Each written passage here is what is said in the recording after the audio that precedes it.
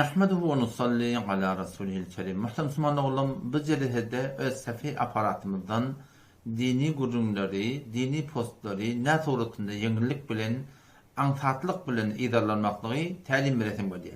Sefi aparatın daşından ödeyende bir ulukon iki tane meziyet, qavluk görünüyor. Bir eşi ki sefi aparata girmeden çürüyüm hiçbir filtre çekene ihtiyaç yok. Belki biz barha tecrübe edip gördük.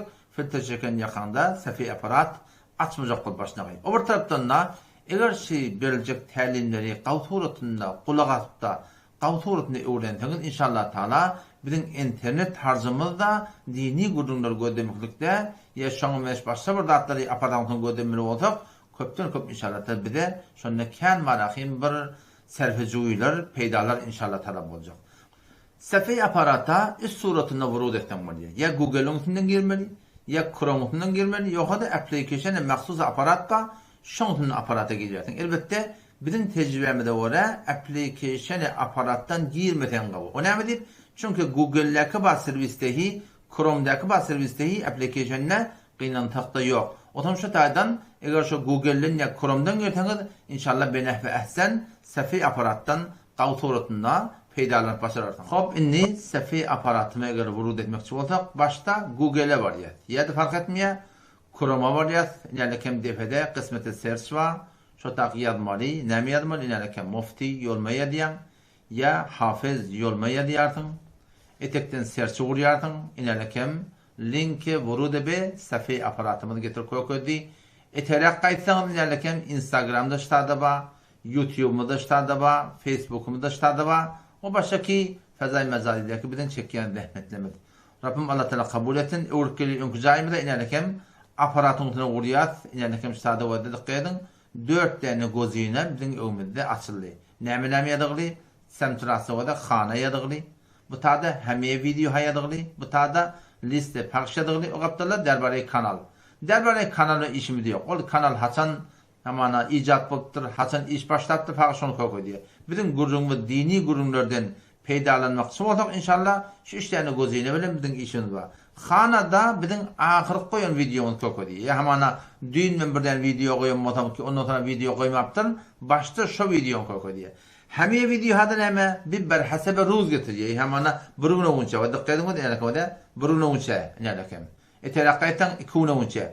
3 gün önce gülmeğinin hesabına getirip koyuyor diye. İnki qav qismatlarının birine mi inerken kaptallaki defek gedetine kadar liste pakş. Şu yanki xanalan malakın 3. bölüğü. Ştada ulaqam bir qavlığı ki başı ki ştada bidin soxandan ilemi de puşe dik koyuyor diye. Diqqatin alakin o da avval puşe neme davete iman be yaqin, takviyeti iman be yaqinin ki nersen video var, ortan 50'den ilak video var. Bu kaptırlı sidet ba, o kaptırlı falan mı, bu kaptırlı falan mı? Şeyde etekadiyatından o da tamam biz şunu valakin şu turatında kaber gozari ettik, şu turatında serpuşeleri bir avadan turatında doğruladık ta ki bütün Müslüman doğrulığımızda mevzuları tatmaklık nimetin antat olsun. Eğer ehyanın öğünde Fars zaman mihman gelen olsa dini gurunları eştirecek olan dikkat edin o da puşeleri etek çekiyor. Eterek kaytayan ine inki etekte bir nesne puşa mahsus Fars zamanına el gurun berenim olsun ya baştaki ulamalar kon onlar da ştada bir rahatlık bilen tafta mihmallarını bile inşallah kulak atmaklık Allah Teala nasip etse inşallah yenilik bilen bolur. Qavgoz inelim biri sefi aparatı şeki şun kısmeti serçi var. Kısmeti josucutu var. Bir de bir mevzuda gurun gerek boldu. Deccalın hakkında gurun gerek boldu. Ya Hazreti Mehdi'nin hakkında gurun gerek boldu. Ya Ercevay'ın hakkında. Ya mesail-i hanavade'nin hakkında. Ya mesail-i talağın hakkında. Ya mesail-i zekatın hakkında. Ya siretin hakkında. Fark etmiyor. Gurun nirdelik belli de. Taf bolmanlığım inerken o da. Şu kısmeti serçe geliyat. Şunu vuruyat. İner sefasılya. Ferezen Deccal ya diyestak. İnerlekem. Josucuğun vuruyat. İnerlekem Deccal yani hakkında verilen gurunu bir de getirip veriyor. Ya hamana munfodoyli hanavadegi. Mesela hanavadegi ertenin arnak gurunlar var. İnerlekem o da vuruyatın. Şu mevzunu serç etiyat. İnerlekem bir de getirip veriyor. Şuna meneş. Haydi bir mevzu bir de gerek olsa şu mevzunu serç edip de arahatlık bilen şunu neme tapsan oluyor. Serç etmeklikte yeni bir kavluk var. O da şu ki o da dikkat edin. İnerlekem yeni cedid bir mevzunu serç edeydi. İnerlekem getirdik. dava andaqten. Vuruşturmaklık gurunlamayağına itin ütüne. İnelekem serçi batiyat. O da dine birçe post getirdi. Şu neme delil? Yani şu mevzuda şu hakkında başka bir post yok. Yani öğrelep serç etmekte gerekke. Şu vakti ki bir mevzunun hakkında sen serç ettiyersen falanca gurun bağvada şunu iyiliğini getiriyor. Dikkatin o da yamaşa idagay deyli. İnelekem serç etmekte kısmete geliyat. Ya deyli o da cadu kerden. Dikkat yarım. İnelekem serç etiyat. Neştene getirdi. İnelekem o da 72 tane post getirdi.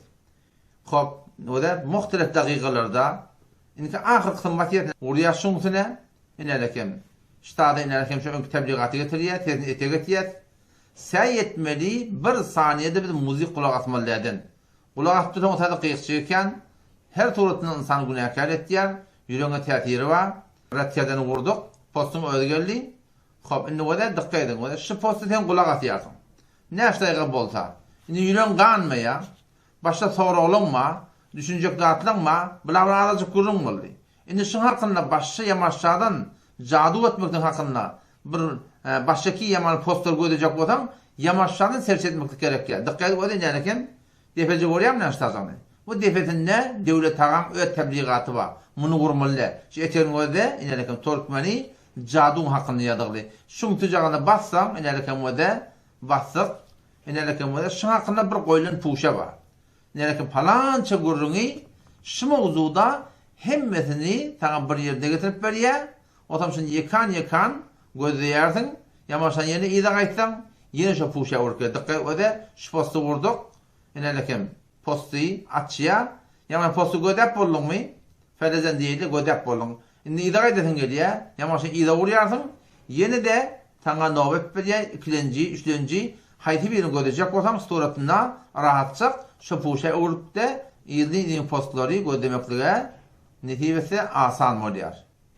Sefer aparatımızdan hayti bir mevzunu serç edip tapmalı olsa şol serç etmeklikte de havlukmalı oluyor. Ona üzere bazen böyle tane bir postu gerek oldu. Hamana triyen hukmunun hakkında, nasın hukmunun hakkında, kadırgıcan hakkında, kurbanlığın hakkında. O şuna meniş hayti bir mevzunun sana gerek oldu. Ten o zaman avdalap adında kısmet serçte yalanın bilenle şol kısmeti serçi bir uğrağında getirmeye. Bazen böyle şunu iki taraf ile üç taraf vurma oluyor.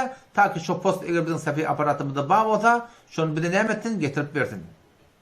Ama eğer serç etmeyeni, cüscu etmeyeni hem mevzuları bir yerde görmekte istesek onu da iş beter anlatacak. Yani kim? Evrkeliyat liste pakşa. Liste pakşondan klik etiyat. Dikkat edin o da inçeme puşalar sağda bizim gözümüze açılıyor. Evrkeliyat izimde o başta. İkinci puşanın o da Peygamber Aleyhisselam'ın siretinin hakkında. Şimdi dikkat edin o da eğer sağda doğuş puşan öd üstüne vursan dine bir tane post kokuyor. Haydi post şol avval postu. Qalan cedete görecek o ne meni? İnelekem şey etek kısmında batmalı. İnelekem yine qalan ki bu mevzular şun hakkında getir kokuyor. Indi barayli bir postu görmekten süreyim. İnelekem liste pakşa geliyor. Celese sirete varıyor. Açyat inelekem avvaqzeta intikabetiyat. Dikkat edin o da takiden intikabettin ştada bir tebliğat getiriyor. Bir ne saniye başlayan tezini etek etmekliğe ya tablet yerdin inelekem ştada kaptırdığın ne var? Redkerden var. Şunu vurdan dige tebliğat kat boluyor. Postun ödü mana görünüp başlıyor. Indi şu postu görmeklikten çirin iki yol var şuna. Bir oluyor internet bilen koda aparatın ödünüşün gödep duruyardın. Yoksa da ne yani danlı etki şu doğrultunda öd galeriye geçirip de halan vatın gödeyersin. İki postu sokanlarını şu koda internetin ödübilen gödecek odan dikkat edin inelekem şu kısmeti şarkı oruyardın mı? Şuntuna klik et yer 3 tane gözünü bir de açılıyor. Şu adetlerin argamına göre yani kelliğine göre aldığına göre bir de kavrak tesviri iraya veriyor ya zayıfrak tesvir iraya veriyor. Hayti bir adediki adamrak bota tesvir zayıfrak boluyor yöne tet kamil geliyor yöne. Hayti adediki kavirak bota yani kerrak bota tesvir kavirak boluyor yöne ne meti? Şun adedine göre bizim internet harcımız adalıyor ya da keneliyor. Bir bolli internetin ödülün göndemektir. İnni postun eteceğin öden nesnenin gözüne var. İnelekem oluyor mu? Haftiyalık burada tuğluktu. İşte da tozihat video var. Eğer şu videoyu ki şu an biz gördüğümüz şu an hakkında Haydi bir açıklama yazmaklık bilen berilen moda inelekim o da şundan klik etiyat inelekim o da etekte gelen de atla var. Yamaçlardan orta mutene iyiden cayına vurup var ya. Bu tadı da like etmekten geri elbette like edecek bu adam. Taca kimin havarıma bir gelmeli var. Septinam etmeli ki onun bir cüdegani gurunlar var. Bu tadı dikkatine bezafı var. Kaptanın 3 tane hat var. Bu da miyambor. Yani ten sokanlarının bir forum zahir edip halan yerine koyup da halan vatın gözü yapmasar yatan. Ama geldik inerken bu zagal felesi oraya mı eteceği? Kaptazanın defet eteceğini ve kuracığı var. Şu kısmete download şey. Şu download eğer download koyacak olsam download edende nereye gidip kaygaga attırmalı doğrusu galerik geliyor. İnerken o da men ferens post download edecek. Üstüne vuruyan o da 2-3 tane gözüne verdi. Şu gözüneleri oraya ededen adana koda harzın adana koya ededin kârak koda ne diye harzın kârak koya şu turdan rahatça download etti. Evet galerinin mustaqim ödgeçyendir. Bedun hiçbir katobesi rahatça surtuna gödep başarıyor. Eğer ehyanında şu postu baştaki Müslüman doğrulamada iyi vermek yadında var. Ferezen şu Telegram'ını iyi verecek, ya WhatsApp'ını iyi verecek, ya Instagram'ını iyi verecek. İnelekim dikkat edin o da şu doşakanı orayatın mı? İnelekim şunsunu orayat. Defen o da neşteni gözüne getiriyor. Olabilir işimiz yok. O tadı muşkele berhurd etiyat inelekim şu copy link şey. Şu copy linki inelekim copy etiyat. Gittiyat neyle koyat? Ferezen Telegram'a variyat. Telegram'da inelekim copy paste etiyat. Dikkat edin o da aynen şu postun adını, şımaratını hemlerin getiriyor. Fark etmeyen ten şöyle var linki, ten marakim Instagram'da koy. Ya şuna WhatsApp diver. İnelekim şu linki vurtan falan gurunma deyip şuna aytsam şu linkini klik etele. Nemet de doğruca gelip de şu sahanların rahatlık bilen gödep başarıyorlar. Sefi aparatımında bağ gurumları guruhi turatında da baştaki Müslüman doğrulamada iyi verten var ya. Bir puşa turatında da baştaki Müslüman doğrulamada iyi verten var ya. Bu guruna haçan bir ihtiyaç tapıyor. Ten camadi gelip yartın.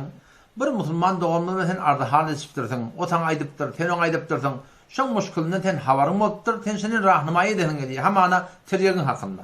Hamana nasın hakkında. Hamana imanın zayıflığının hakkında. Ya mesele talağın hakkında. Ya şun müneş. Haydi bir mozun hakkında tenşi Müslüman doğumunu rahnumayı edin diye. O taraftan da havarım var ki Hafız Yolman Sefi aparatına şun hakkında cüdegani koyulun bir puşa var. Bir gurunda, iki gurunda ençeme gurum var. Şunu kulli suratında şuna iyi veretin diye. Bu tadı yeki vermektik yok. Kulli suratını iyi veriyorsun. Bir linkin üstüne batanda şu puşa tarafı kullin açılıp hayti gurun kulağa aşak bata kulağa atılır var diye. O zaman şuna beter bir anlatacak yol var. Yani kim dikkat edin o da liste parça geliyor. Liste parçada o da ençeme mevzu var. Sadece şayet yüzden eylek ya yüzden adına puşa var batın.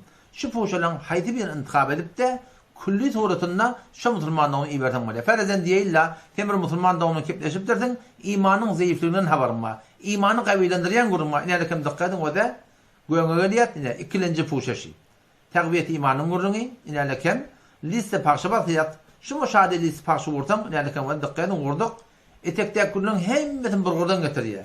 İneten şu gurunlu yekani vermeklik gerek ki kulli suratını vertem var ya şuna. Ne suratını inele kim dikkat edin ha defa geliyatın inele şu doşakanı vuruyatın mı? Şu doşakanı vurunda önde neyse da siliyor o da inele kim WhatsApp'tır, LinkedIn'dir, yine buradadır. Bunun hiç gayri ihtiyaç yok ona ivermeden için. Tak yerinde kem muşkele giretiye, kem vakta diye, kem ortam kullun bolonak yani. İnerleken o da şu copy link şey. Şu copy linki uğrayat. Senin nişini WhatsApp'ın ne verecek mi? Instagram'ın ne verecek mi? Şoparma Rubican'ın ne verecek mi? Ya şuna falan Telegram'ın ne verecek mi? Fark etmiyor. Haydi bir notun ne verdin iveramali. Yönetici iveriyen adamdan şunu tavsırmalı kardeş. Şu aparatını ispat edecek odan şu VPN'in söndür. Şu var akim yani filtre çıkanın söndür yoksam açmaya umumi suratında kem muşkile giret diye. İnerlekem o da linki kopya ettik. Geldik Telegram'a. İnerlekem Telegram açıyat. İnerlekem şu suratında copy paste ettik. İnerlekem bir de mevzunu açıp verdi. Hayti mevzu takviyeti imanın vurunu. İnerlekem o da şu linkin üstüne vuranda vuruyat inerlekem o da kulli şu puşani kulli suratında bir de getirip başarıya. O suratında var bizim işimiz biter. Antat bolup da umid ve Allah Tebarek ve Teala hem cemiden şekilde Ahmet'i kabul etti. O lokon dereceleri hem dünya hem ahirette bir de netibesin inşallah Teala. Ve son tavsırmada daşar yurttaki Müslüman doğullamız Türkiye'den, Rusya'dan, Alman'dan belli şeyler birbirine haberleşiyorlar. O zaman bir de onlara vakti kişi Sefi aparatımın linkini iyi veremedi. Olay kere akunaga bir ten iyi veren linkini Google'un üstünden, Chrome'un üstünden awdurlukda bize açıp berýär.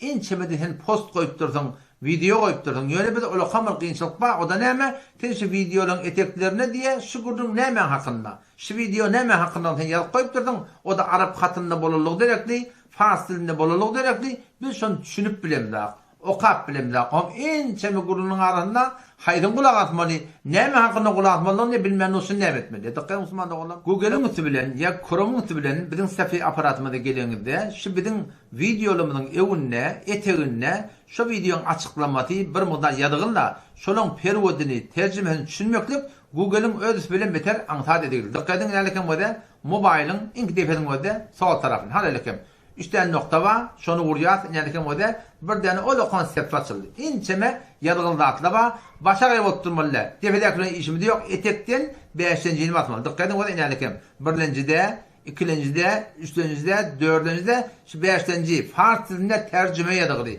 Perwot diýen manada. Nälekem şunu vurduk. Näme geldi nälekem? Ýa-da etegini wada, mobilyň etegini wada, sol tarapyny wada, nälekem ýene 3 tane nokta var. Muny vurýar, nälekem vurduk. Näme geldi? 3 tane gözine, 3 tane basmaly ýer geldi. Şoň haýtyp ýerine batmaly, inki defektine batmaly. Ki muhtelif diller diýip aýtdyry. Zaban hay muhtelif gelýär. Ama onu İngilisi dilini başa bırak diýip aýdar, başka dilini başa bırak diýip aýdar. Şoň batagda nälekem wada batsyk.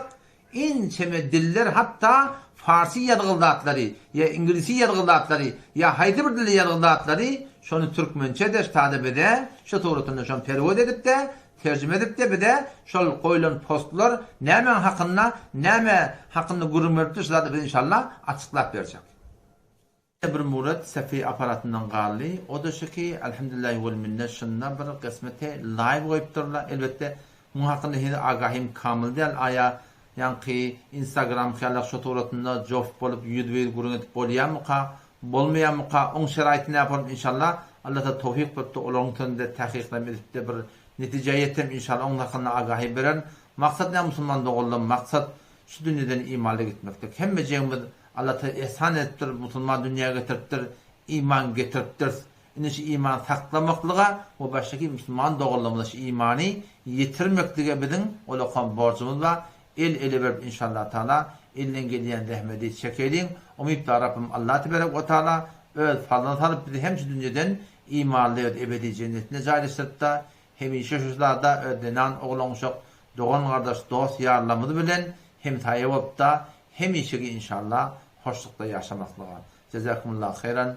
Assalamu aleykum ve rahmetullahi ve berekatuh.